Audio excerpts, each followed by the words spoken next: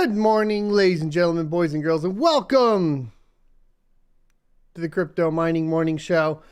Running at the beginning of the video was the RX 6900 XT and the Sapphire X060 mining GPU on Toncoin. So obviously the one that's hashing more around the 4 to 5 gigahash range is going to be the 6900 XT, but the 060 is pretty awesome. So as far as that goes on there, it's between 1.7 and 2 gigahash a second. So there you go. Let's go ahead and talk about the topics a little bit, go over what we're going to talk about today. We have rumors for a refresh on the RDNA 2 from AMD. It's going to basically be adding the 5.0 to the end of the 6000 series. So a 6950 XT, a 6850 XT, a 6750 XT, etc. These are going to be pretty relevant for miners, as the rumor is going to be 18 gigabits per second on the memory. We'll get into the details, of course, in the show. We're also going to be talking about EIP 1559 being implemented into Matic, which is, kind of a big deal. And that is, we're going to look at it, see if we can see what the fees have moved to, that sort of thing, and just kind of discuss it. And then we also have AMD support for NiceHash Quickminer now as well. So thanks everybody for posting topics in the Rocket Chat. If you guys want to join the Rocket Chat, it's going to be in the membership tab once you've joined the channel. So I hope everybody's having a good morning. We started off professional with a burp, so we're good to go. Clear for the day. Let's run into the ad, and then let's get the show on the road.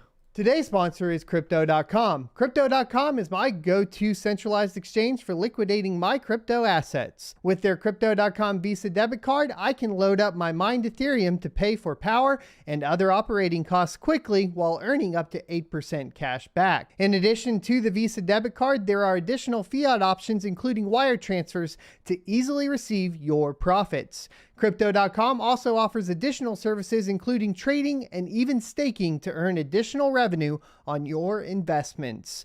Join 10 million plus users buying and selling 100 plus cryptocurrencies at true cost by using my affiliate link in the description for a $25 funding bonus. Or enter referral code SOAT at sign up for the same bonus. Remember, cryptocurrency investment comes with significant risks, so do your own research. Welcome back. So as always, I just want to thank you guys for being here. We do have more miners that have released today. Just one, actually, that we'll talk about here. Unfortunately, there hasn't been a ton in the mining space from the developers of the miners themselves as of recent, other than, of course, last week's LOL miner kind of snafu. But we have Team Black Miner 1.42 that released today. As always, it's a one-step quick fix from them, and they're already calling it 1.42, which is a little silly, in my humble opinion. But the only fix here was going to be fixed GPU timeouts on AMD rigs, and that pretty much covers it. Let me know if you guys enjoy using Team Black Miner, that sort of thing. We have a couple videos coming out this week that will be dedicated videos, so I hope you stay tuned for that, making sure you hit the notification bell and the sub button so the algorithm lets you know. We have the Sapphire back here on the test bench, the GPU mining specific card, or the mining GPU specific card, whatever. It's the X060. It's essentially a cut down on the core RX 6600. The memory performance has been really, really good. In fact, we're getting about 2 megahash a second more on this GPU than we do on our 6600s, which is interesting on ETH at least. And then on the rest of the algos, seeming to be pretty competitive to the 6600 as well. So a little sneak peek as far as that goes. Then we also have the gold shell miner over here.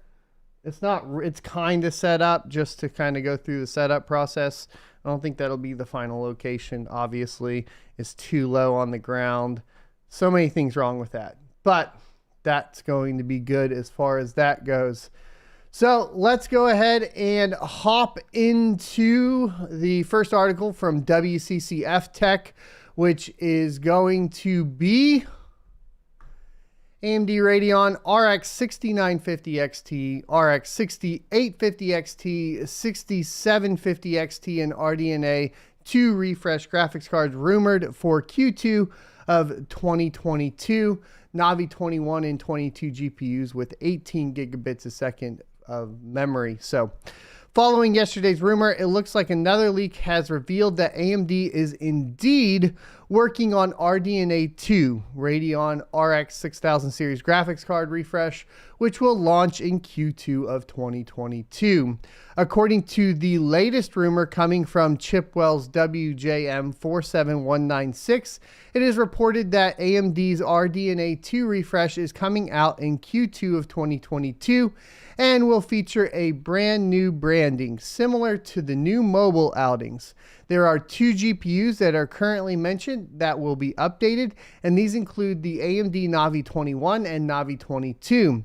Now, we don't know exactly as to what extent these GPUs will be updated, but it could be a minor one. So this comes from Gray Moon on Twitter as the leaker and says that Chappell has confirmed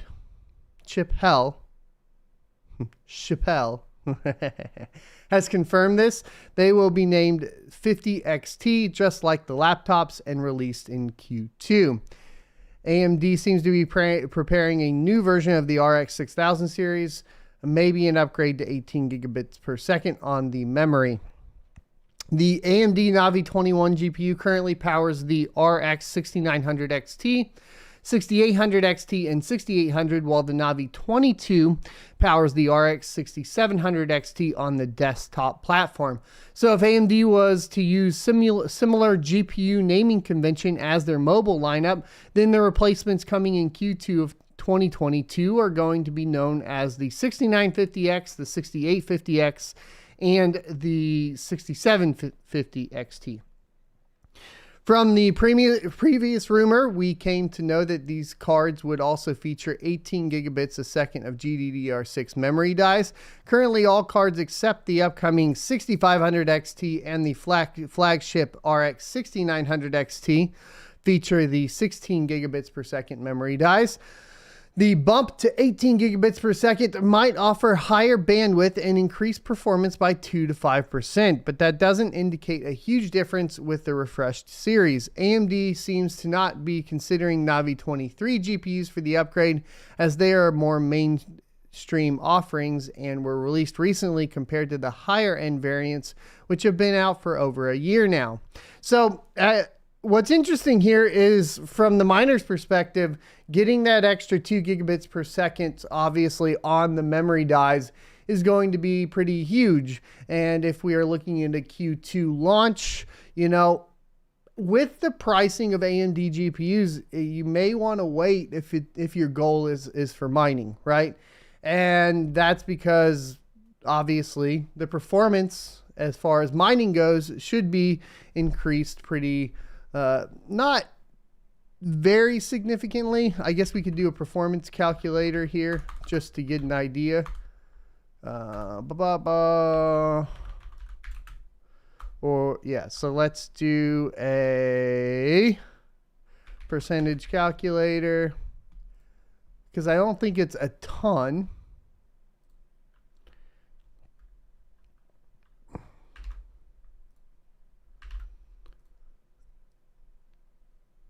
So you're looking at a 10 to 12% increase in performance specifically on mining ETH, right? So, or any other memory specific algorithms. So Ethereum, most of the other algorithms are going to be pretty hefty there as far as leaning towards memory performance. May not affect some algorithms as much, like, of course, Darkcoin for TON. Flux, of course, may be a little bit different here. I'm also curious where Flux heads to with this Nvidia partnership as far as from the mining perspective goes, or the algorithm choices they decide to go with for the upcoming proof of useful work, which we've talked about in the past. So be sure to check that out as well. So I'm curious what we're going to see. And I think it's good news all the way around for GPU miners on this refresh. AMD may be good at mining again. It's been a while. It's not like they're terrible. Obviously, the 6000 series on the low end, the Navi 23, the 6600s, and the 6600 XTs are very efficient. And the mining specific one seems to be pretty efficient as well. So there is that positive side there. Let's go negative today. If you guys remember or recall, Ethereum had implemented something called EIP 1559, which basically changed the fee structure into a mechanism that made fees more predictable, increased fees overall, and then, of course, burned a portion of the Ethereum that was mined in the block so that the coin could go deflationary. Obviously, that didn't really happen.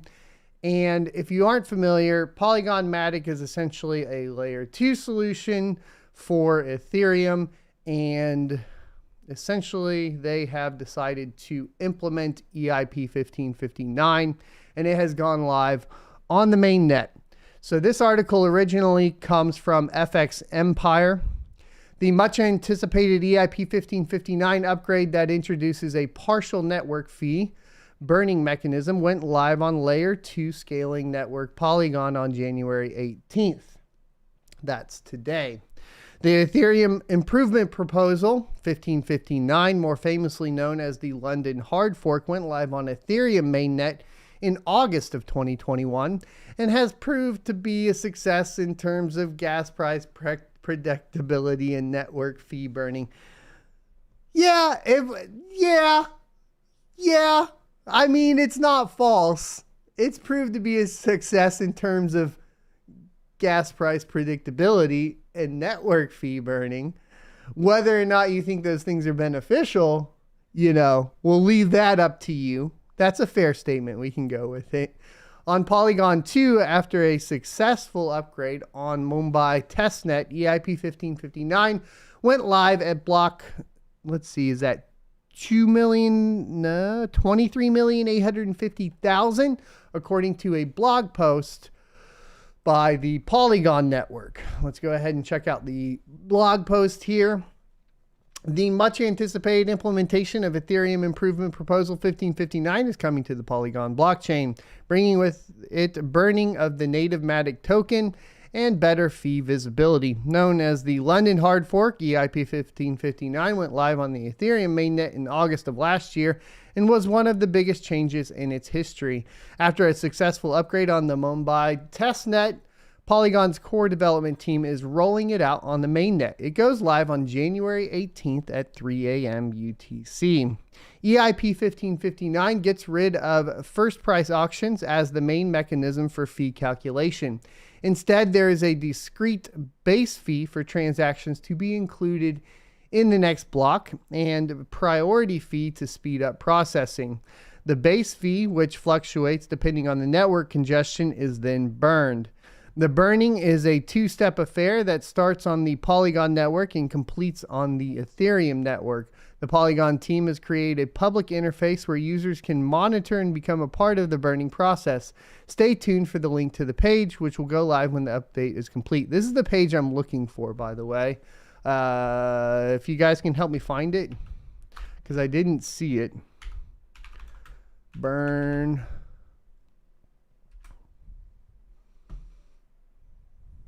I don't know what it's going to be called, and they didn't put a link here yet.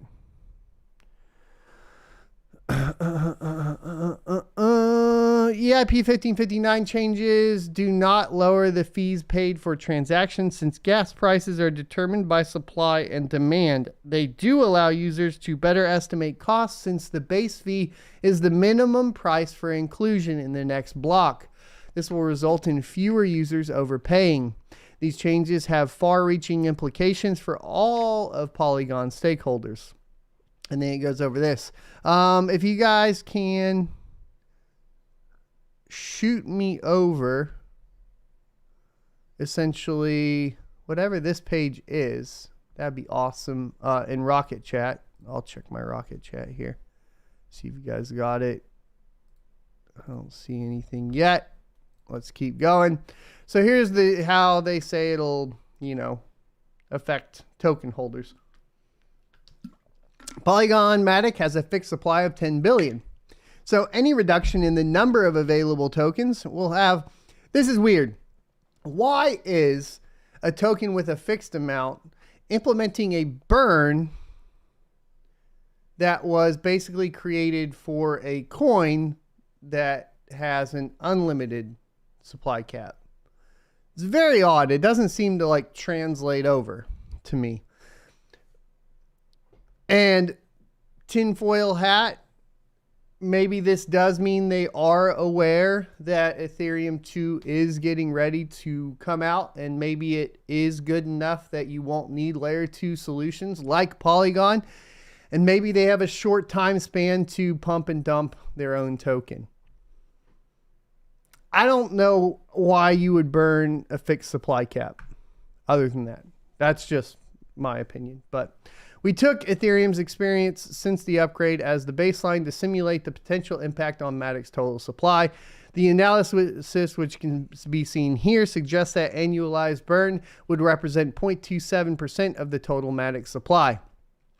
DApp users and developers, here's some changes. Users of decentralized apps, dApps on Polygon, which already enjoy some of the lowest fees in the industry, will benefit from the more predictable gas prices. The downsides are fewer Matic tokens available because of the burn, and the gas fee curve more similar to that of Ethereum.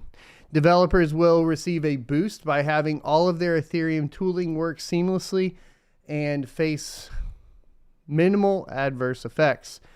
So if you're burning it, and you're not making the fees lower and you're just making them more predictable, aren't you thereby increasing the fees, at least in relation to fiat value? Logically, isn't that exactly what's happening here? This doesn't seem to be validators and delegators. Deflationary pressure will benefit both validators and delegators because their rewards for processing transactions are denominated in Matic. Because the base fee increases automatically if the block is full, the changes will result in fewer spam transactions and lead to less network congestion. Validators who now receive the total amount of the fees will be getting only the priority fee in the future. Can you imagine, just for a second, because this is a point that, because people always say I could make more money investing in a coin by itself, staking a coin, etc., over mining. Here's the key difference. If you're invested as a validator or a delegator and all of your currency is in Matic right now, and that's what you decide to invest in, your shifting opportunities is greatly decreased. Yes, you can pull it out. You're going to pay fees to pull it out and get it out of here. You're going to basically have to pay all those network fees to move them. You're going to have to shut down your validator nodes or your validators and your delegators, whatever else. You're going to have to then liquidate that and then move it into a different coin and then reset everything up and then hope that you picked a good one. Whereas with mining, at least you're not unstaking and taking that loss there. Also, you would be doing this essentially after they've already changed the fundamentals of the monetary system, which is what they're doing here. I would not be happy to be essentially staking Matic right now. Personally, I don't think I would be. Oh, they have more technicals for the EIP 1559. I would like to find this Polygon burn page, but it doesn't seem. It went live today at 3 a.m. on this block. Now, I thought, is there like a burn? Did they put it up? Gas tracker.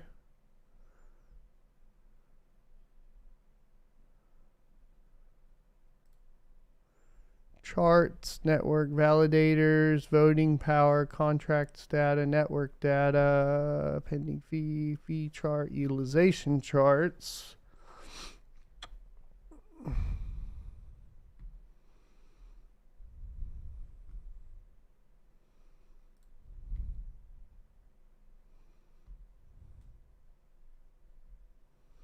I'm not seeing like a burn page here. Is it not on Polygon Scan?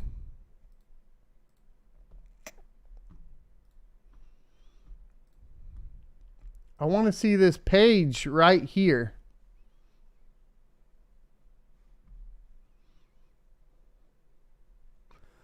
I want to see this, and it says it will be available when it's complete. Let's go ahead and check. Let me go ahead and check the Twitter over here and see if Polygon has posted it.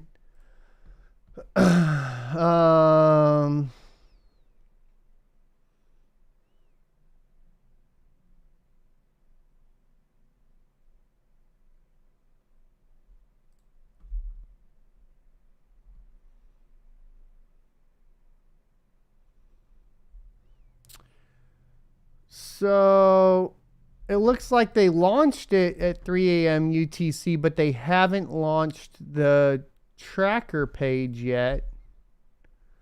I'll go ahead and tweet them and then see what they say. Where is the page to track Matic burn post EIP 1559 as it's now live? All right. I'll see if I can get some answers from them, guys. And then we'll go from there. Okie doke. So, I don't think this is good for Polygon Matic in the end. I also don't know why you would copy something from a coin with no supply cap to a token with a supply cap or whatever.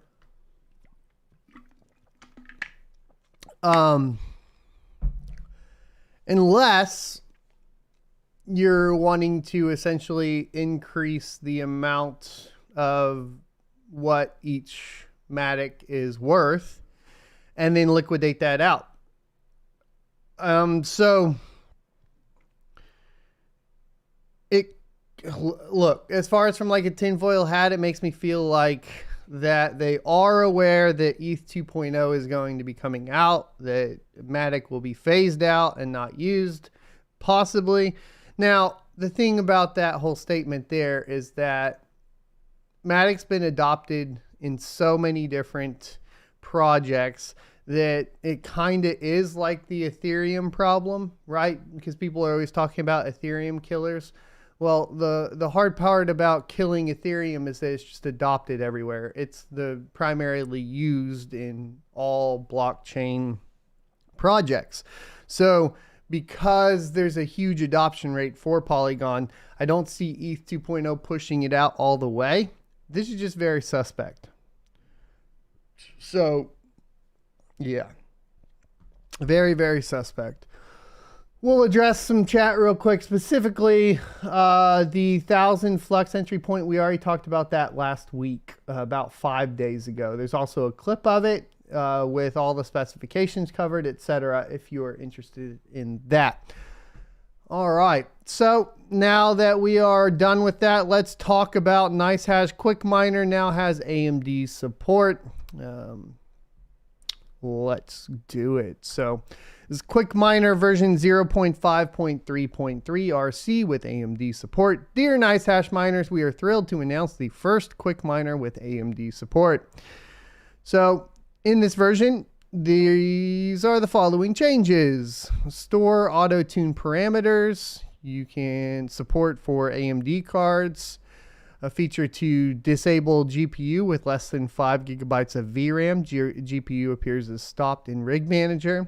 Implement game mode for AMD cards. Same level of support as Nvidia cards.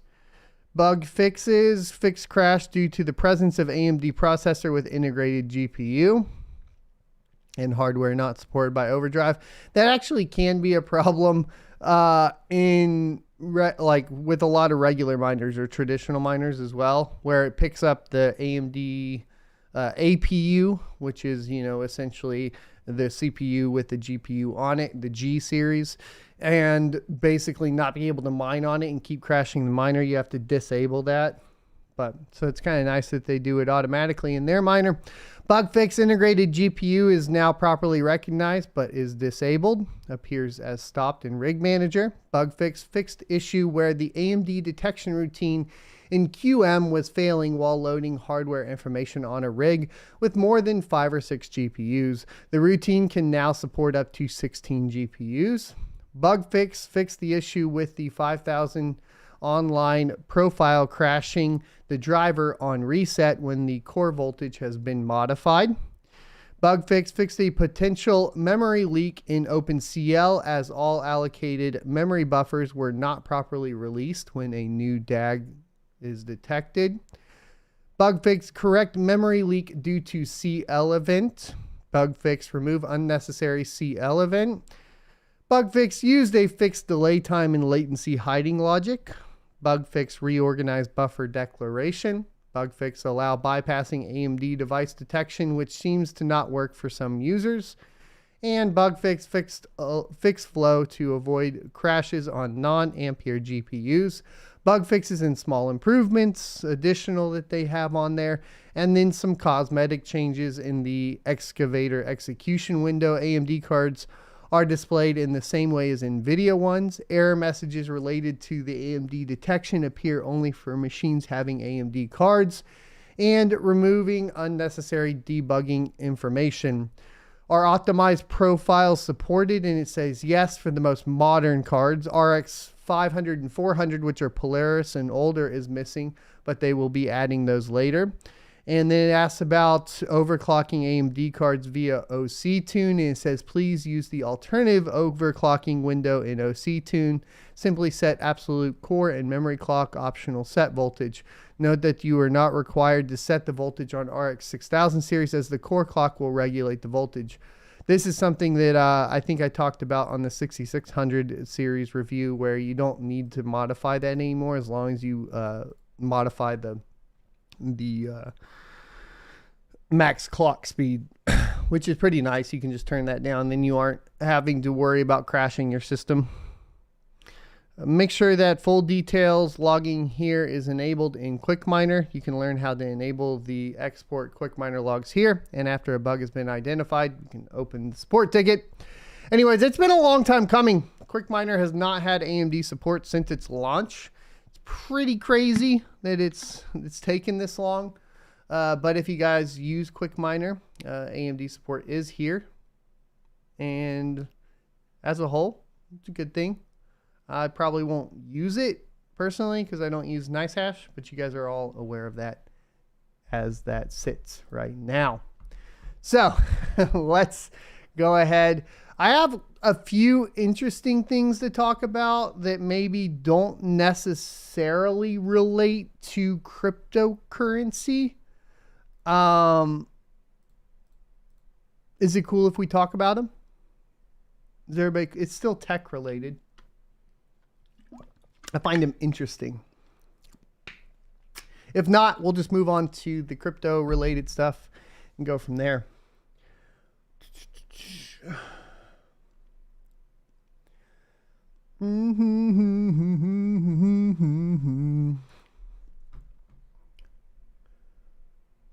Let's see.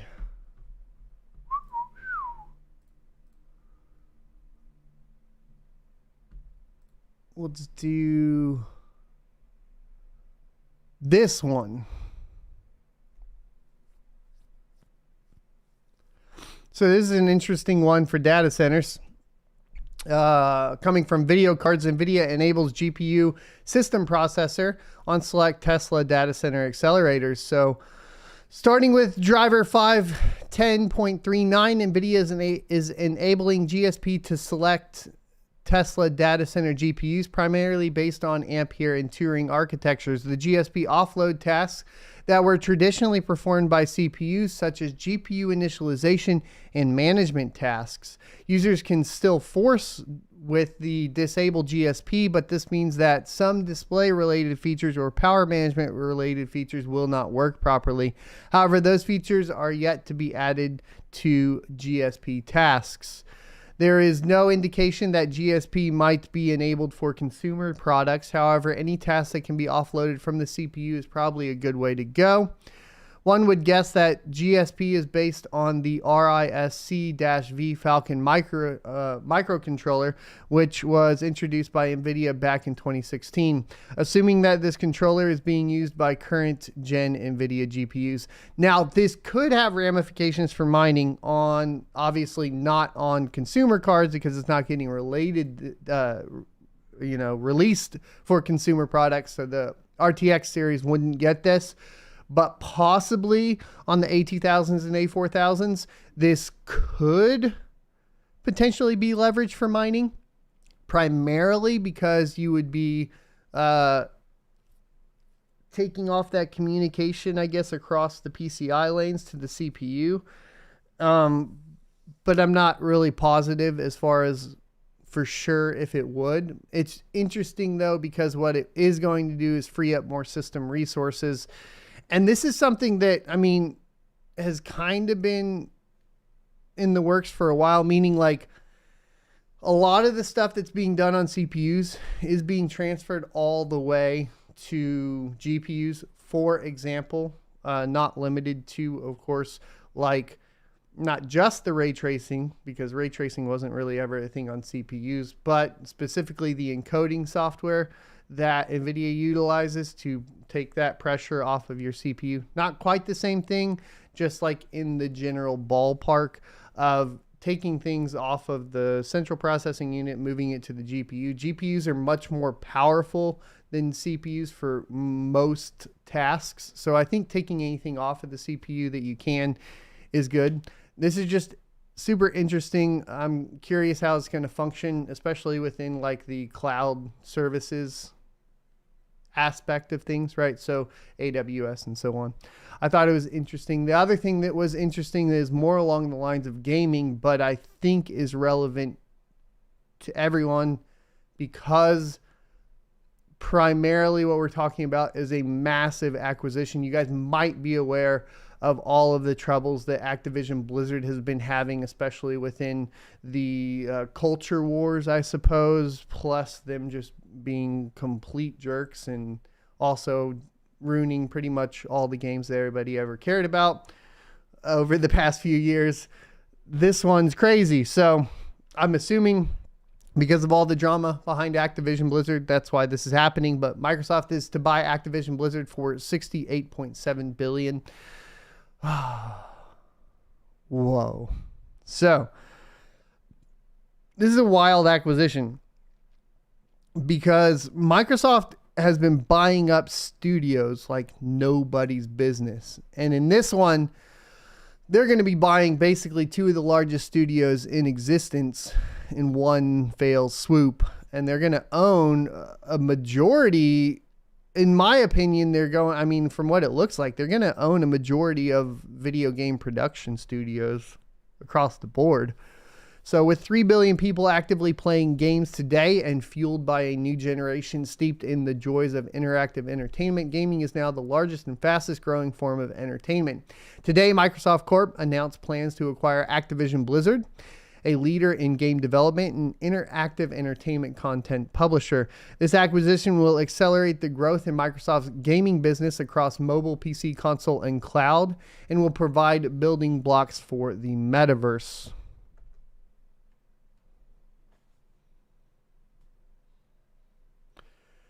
So, did you guys ever read or watch like Ready Player One?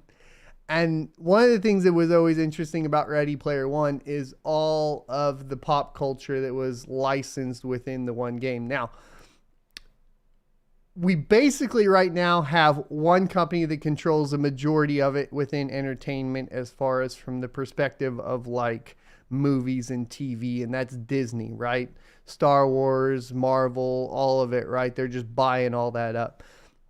And then we have like one entity here, Microsoft, that is going to own all of the IPs for all of the video games. Anything that's interesting, from Skyrim to Diablo to World of Warcraft to Halo to Forza. And to build a metaverse that people are interested in playing in, you would probably want to appeal to nostalgia. And so what do you need to do before you can create a game that allows you to sell items that appeal to people's past, right? You have to own all of the IP. So making this acquisition, and then this article does make a very key point here, when this is how you build the foundation to create an appealing metaverse. This is how you do it. Is that what Microsoft is doing? They like to do their crossover stuff. Microsoft will acquire Activision Blizzard for $95 per share in an all-cash transaction valued at $68.7 billion, inclusive of Activision Blizzard's net cash. When the transaction closes, Microsoft will become the world's third largest gaming company by revenue, behind Tencent and Sony. The planned acquisition includes iconic franchises from the Activision Blizzard and King studios like Warcraft, Diablo, Overwatch, Call of Duty, and Candy Crush. In addition to the global esports activities through Major League Gaming, the company has studios around the world with nearly 10,000 employees. Bobby Kotick will continue to serve as CEO of Activision Blizzard, and he and his team will maintain their focus on driving efforts to further strengthen the company's culture and accelerate business growth. Once the deal closes, the Activision Blizzard business will report to Phil Spencer, CEO of Microsoft Gaming. Quote, gaming is the most dynamic and exciting category in entertainment across all platforms today, and will play a key role in the development of metaverse platforms. Oh my God. End quote. And that is from Satya Nadella. That is the chairman and CEO of Microsoft. So Microsoft's aware of this metaverse thing. I'm wondering how long they've been aware and been moving towards it. If we talk about them like acquiring things like Bethesda and all these other studios early on that have iconic characters and figures that they want to implement within their own metaverse.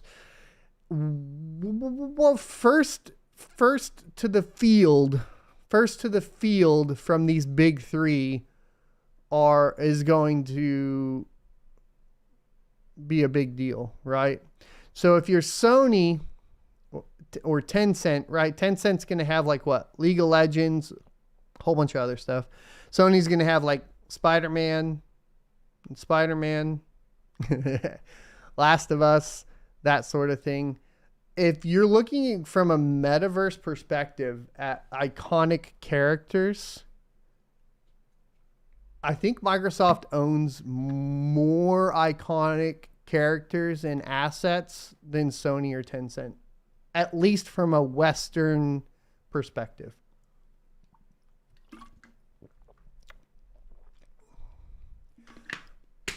We're investing deeply in world-class content, community, and the cloud to usher in a new era of gaming that puts players and creators first and makes gaming safe, inclusive, and accessible to all. I do remember recently Phil Spencer did come out and say that Xbox was not a free speech platform. You need to be very aware that he said that, especially when we start seeing quotes like this. And then we're also talking about the metaverse. here's why. Just in general.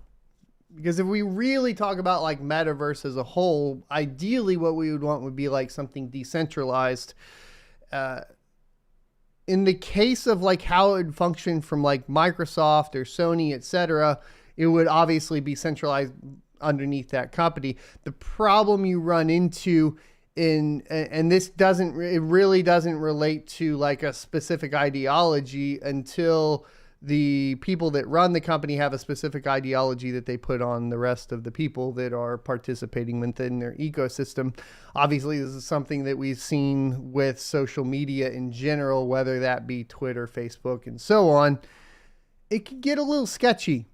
They're obviously trying to push into this direction of like, by their own statements of we can regulate the speech within our platform.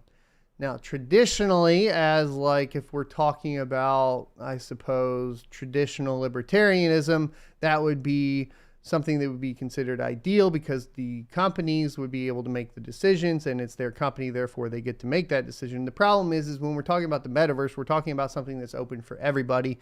And we would be shifting essentially the public forum from in-person to, especially with things like pandemics to be worried about, etc., from in-person to online.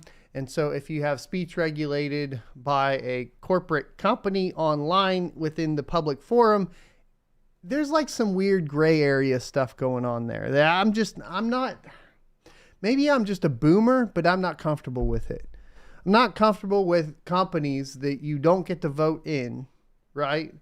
You don't get to make your decision on who controls them very well, other than by spending your money to basically control speech, etc. So anyways, let's continue on. That's my little soapbox. Quote, players everywhere love Activision Blizzard games, and we believe the creative teams have their best work in front of them, end quote, said Phil Spencer.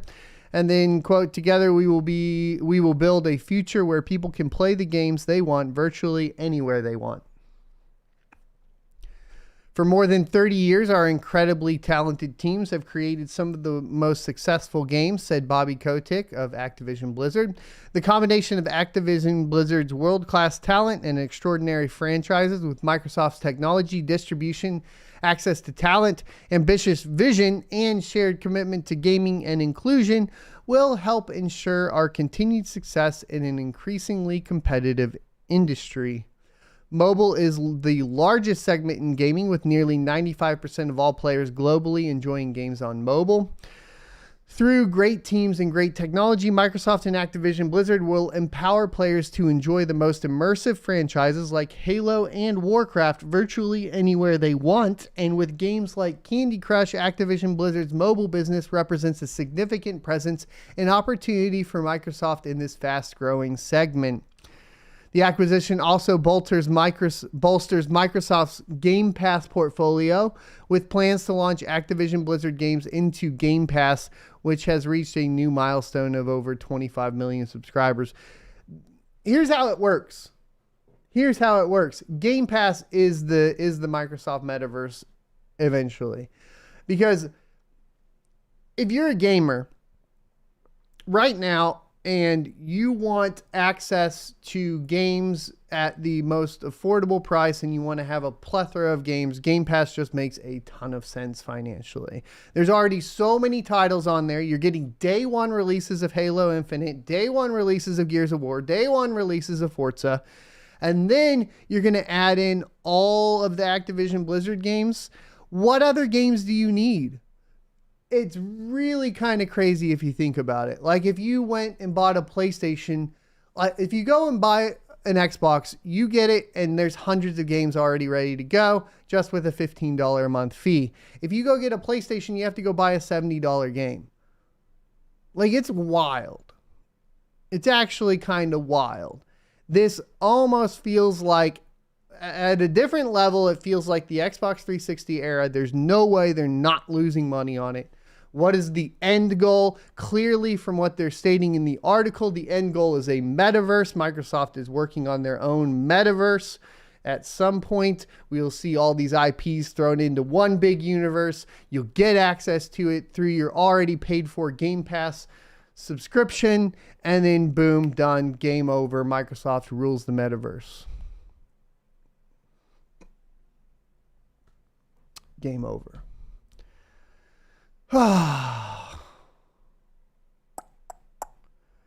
Let's go ahead and talk about Chinese police arrest 8 people related to a $7.8 million rug pull. Hey boys, watch out for them rug pulls. Also, don't do any rug pulls because you don't want to go to Chinese prison. Police in Anhui province, I think I said that wrong, froze RMB 6 million in assets related to a rug pull with hundreds of victims. Police in eastern China arrested 8 people and frozen RMB 6 million, which is worth 944,000, related to an RMB 50 million, worth 7.8 million rug pull, according to a January 14 post on a local police branch's official WeChat account. Police from Anhui province's Chizhou city conducted, I'm not doing any of these justice pronunciation wise, conducted the investigation, which led them to 3 suspects in 3 provinces. Police also seized tens of millions worth of luxury cars and villas that the police said were bought with illegally obtained funds.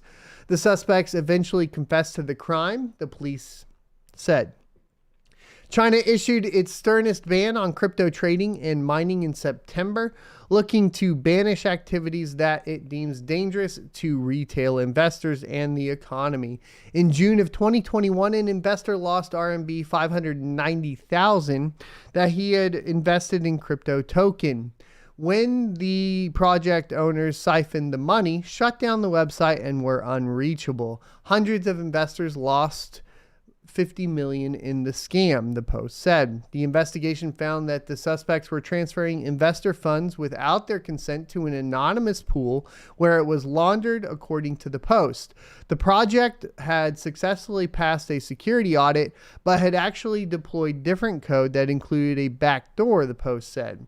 Investors lost 2.8 billion through rug pulls in 2021, reported by the intelligence firm of Chain Analysis. So, pretty crazy there. As far as all of this is concerned, be careful with rug pulls. Your best bet, because I get this question a lot, so I'm going to answer it, because primarily this question comes from people within the, not within the crypto space, which is like, yo, tell me what coin to buy, right? Tell me what coin to buy. And here's the thing. I always tell them, well, I don't buy coins, I mine coins. And the reason I mine coins is because buying coins means I have to hold it. And if I have to hold it, but I have a family emergency or something along those lines, then I have to liquidate it and sell it to get my money out. I'd rather be generating revenue. That's kind of how I feel about it. That being said, if you're looking at buying coins, there are a couple things that you need to just think about as in the grand scheme of things. If you're going for moonshots, you're going to be a lot more likely to get rug pulled and taken advantage of, because there's too much to research. You probably need to have at least some background in blockchain, preferably some background in IT, and that way you can kind of try to navigate the space. But if you don't have any of that, then you need to sit down and learn, and then you probably need to start very, very slowly with things that are known safe, right? So things like just Bitcoin. But here's the other thing. You're going to buy it from like a trusted exchange at first, crypto.com, Coinbase, etc. Even those aren't fully trusted. They're centralized. So your next step in your crypto journey, from my perspective, is to take that Bitcoin and move it to a self-custodial wallet, something you control the keys on. Once you understand that concept, and once you have your funds protected and you have full control of them, then we can start discussion about other blockchains and other technologies. But I just wanted to get that out there for all the new people that have been tuning into the show. And just a reminder to everybody else, kind of my thoughts around it and why this is important, of course, is because of things like this. These rug pulls and these lower cap coins, everything, all the tokens, it's a very risky space right now. So there you go. That's kind of how I feel about it. And hopefully that gives you guys some information. Let's talk about mining profitability. We're down today, down to under 0.07 ETH. And that's not great. Of course, we have a lot of our rigs on different coins right now, or a different coin. We are currently sitting around 4.86 gigahash with an average 24-hour average of 4.7 gigahash. And that's an equivalent of $218 US.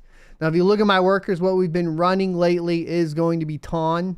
I currently have 51 gigahash a second on TON. Running all of the 3080 Ti's, etc. As far as this goes, you can see we got the 23060s here cranking about 1.6 gigahash a second. 23080 Ti's over 4 gigahash a second, and 3070 Ti at 3 gigahash a second. Now, the other thing that I found out that was interesting on TON was that the RTX 2080 Ti's are doing 3.5 gigahash a second on TON, which is pretty good. And then we have our 6000 series on TON, with most of the 6600s hitting 1.5 gigahash, 6600 XTs hitting 1.7 gigahash, 6800 above 3, 6700 at 2 gigahash. Then I also have, I believe it's this one, some more here. I have a 5600 XT and a couple 5700s in here. They're not great, but they're not terrible. And these two 5700s are having memory issues. So I was like, we'll just go ahead and throw them on TON because I don't have to worry about them. I haven't started overclocking them yet, but that does end up being 50 gigahash a second in TON. And then behind me, essentially, I have a 6600, which is the 060 mining specific GPU from Sapphire, as well as the 6900 XT, both on TON. Together, those are doing like another 7. And then I can't show you the Telegram screen, but I can give you the current balance is I have mined 40 TON. And let's see what we're doing daily. So that was in, let's see. We are doing about 20 TON a day. Which at the current exchange rate is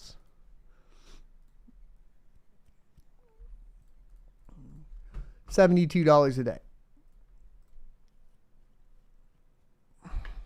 So there you go.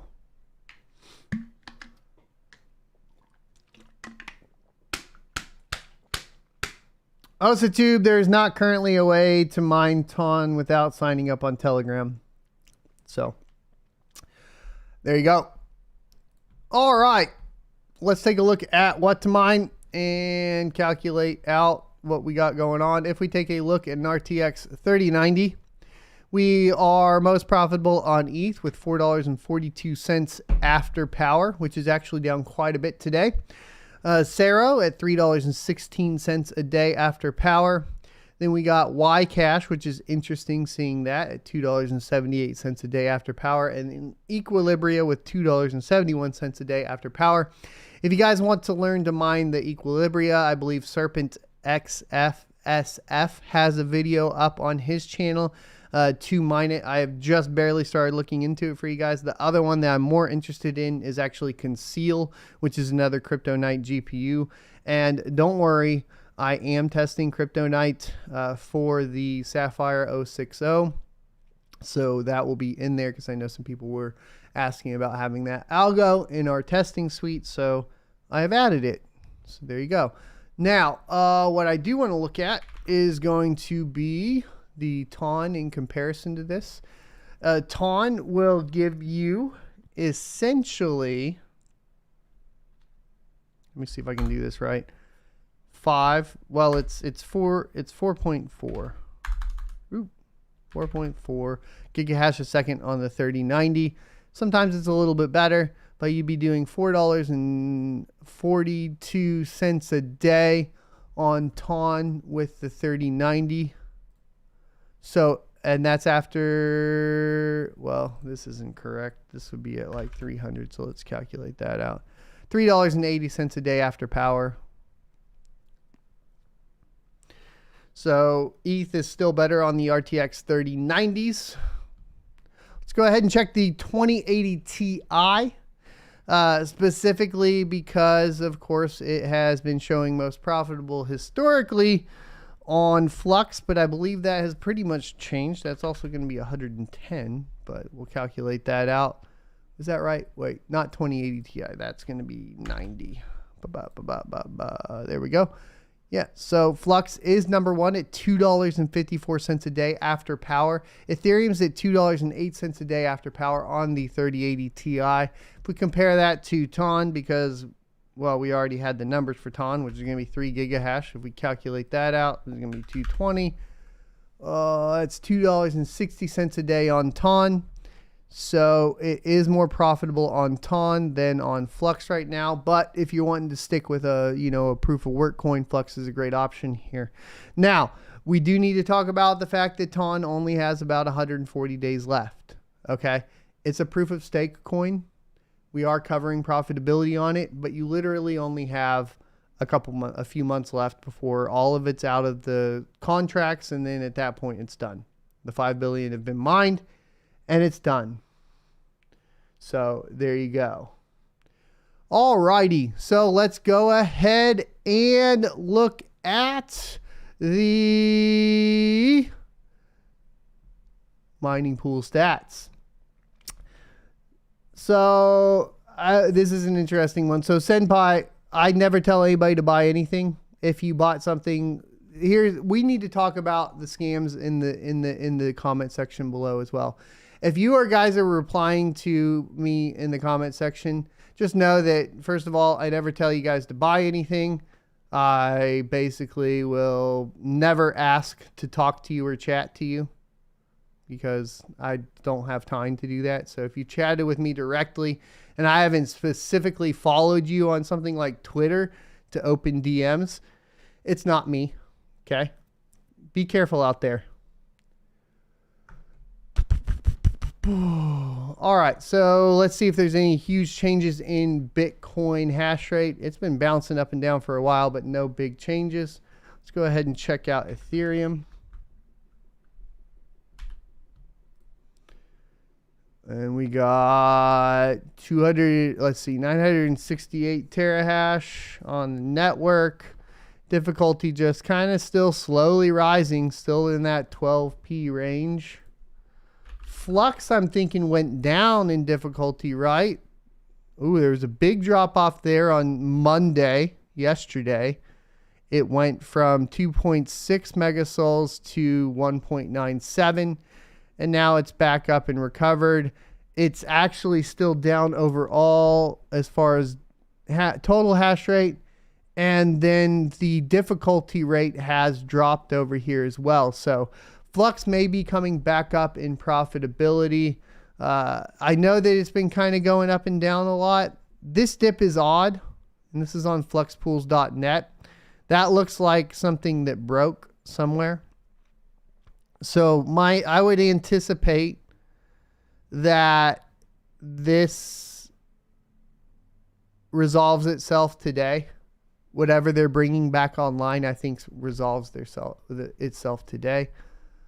Let's see if they put any sort of notification. No, they didn't.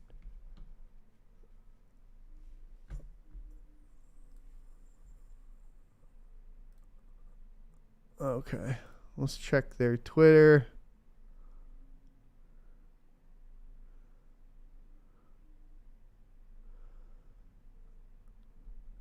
No. I was hoping maybe there would be information as to why this went down. I don't know, though. Doesn't look like it. If you guys know, let me know in the comment section below. Or in live chat. All right, so let's go ahead and look at Ravencoin and see where we're at for the recovery post halving. It looks like I gotta fix the camera. There was a problem with flex pools today. It looked like it was yesterday was the problem.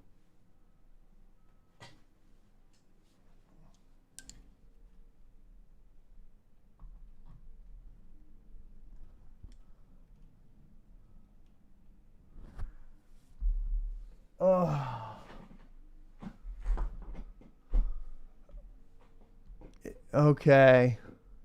So you're saying that, okay, so it was Flux Pools is the one that had the issue. The one we targeted that already, right? Hold on, let me go back. Ravencoin, there's no big change. It looks like, well, I take that back. It had a weird correction right here, but difficulty is going down overall.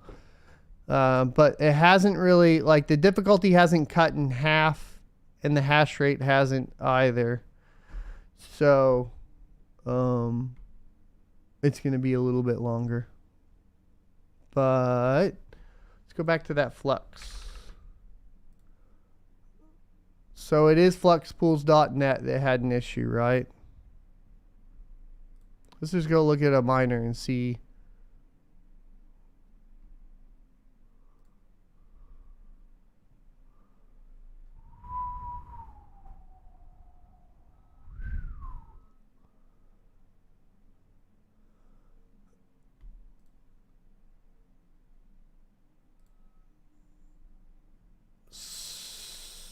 So you're talking about this, right?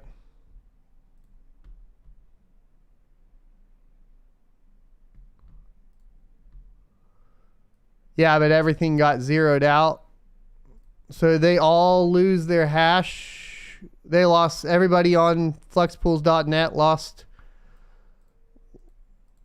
the last 24 hours of profit.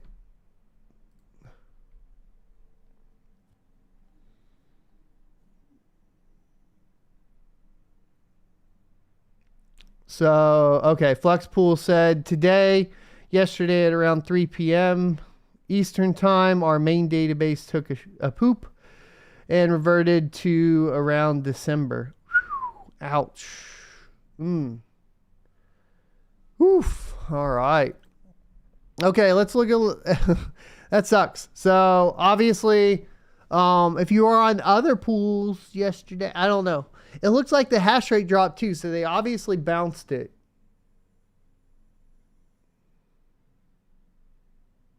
They obviously bounced it. So it was down. Other pools probably got more profit yesterday, which is at least, I guess, a positive for some people. Mining Pool Hub in first for the last 90 days, Flex Pool in second, and Crazy Pool in third. Mining Pool Hub in first, Flex Pool in second, Ethermine in third for the last 60 days. On the last 30 days, Crazy Pool in first, Flex Pool in second, and Mining Pool Hub in third. Last 21 days, Mining Pool Hub in first, Flex Pool in second, and Crazy Pool in third. Last 14 days, Mining Pool Hub in first, Flex Pool in second, and 2 miners in third. Last 7 days, 2 miners in first, Flex Pool in second, and Ethermine in third. Last 3 days, we have 2 miners in first, Ethermine in second, and Flex Pool in third. And for the last day, 2 miners in first, Ethermine in second, and Flex Pool in third. So there you go. Golden. And the ASIC miner profitability. What happened to all the Cadena miners? Ruh-roh. So this is, by the way, guys, I wouldn't really look at this profitability because whatever this BTC V2 is, it doesn't look like a very valid project to me. Don't go buying an S19 to throw on BTCV thinking you're going to make $200 a day. That's all. Just a warning there. Look at what you're probably going to make like on a regular pool mining Bitcoin. All right. And then the Cadena miner is down here, $155 a day still on the KD6. And then this is a new one, the Antminer T19, which is the 84 terahash. But okay, but that's because it's showing the BTCV. So it's kind of a problem right now, because all these Bitcoin miners are showing crazy profit when it's not really realistic.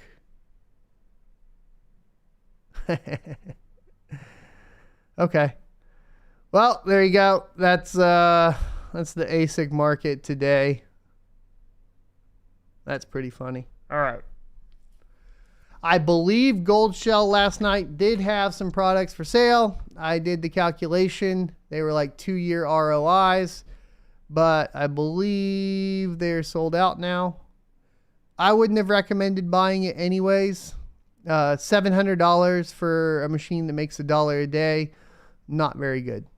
So, it is what it is, but they did have a launch last night. I did retweet it. So if you follow me on Twitter at @SonOfATech, I share them when I find them and they're available. Sometimes some deals are way better than others. So it is what it is.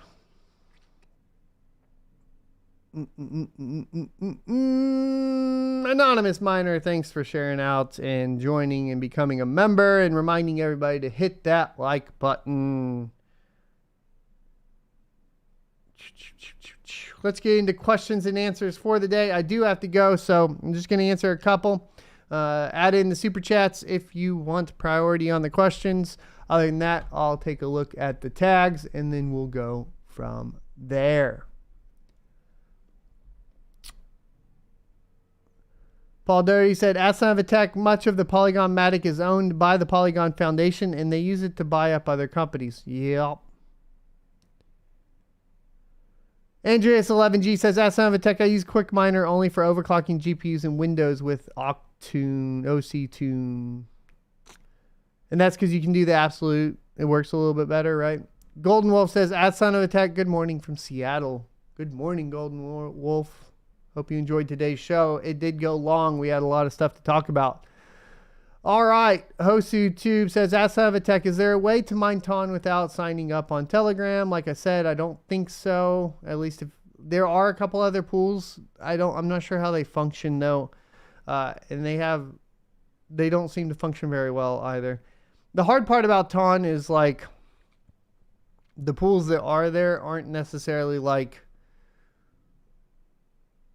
very reputable, known developers, and obviously like they've had some hacking problems with them.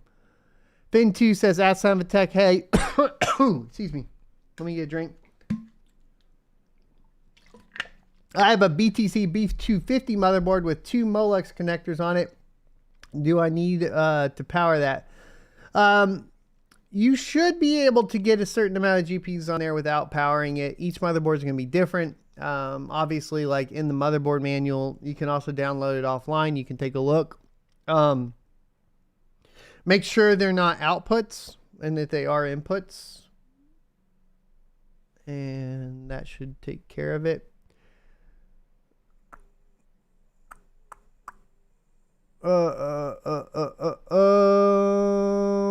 And then let's see here. Detroit Iris says, at SonOfATech, is Nemic dead or pump and dump? I believe it's a dead coin. It's a previous super cycle coin. I'd have to look into it. Magic Lucky says, do you watch Cobra Kai? Yeah, I've watched Cobra Kai. It's pretty funny.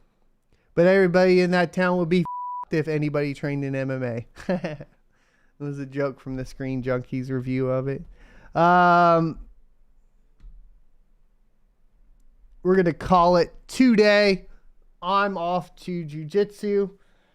11/11, make a wish, boys. Once again, a reminder, I will not text you. I will not tell you to buy anything. In fact, I encourage you to not buy any coins or any cryptocurrency. Mine it all. Mine it with the hardware you have. Reinvest in more mining equipment. And that's not financial advice. That is just what I do. And do not reply to WhatsApp numbers. I will not text you. I will not call you. I will not ask for your money. If you do that, that's on you. Thanks for watching. hit the like, subscribe, notification bell. And we have 2 dedicated videos coming out for reviews this week. I will see you next Tuesday.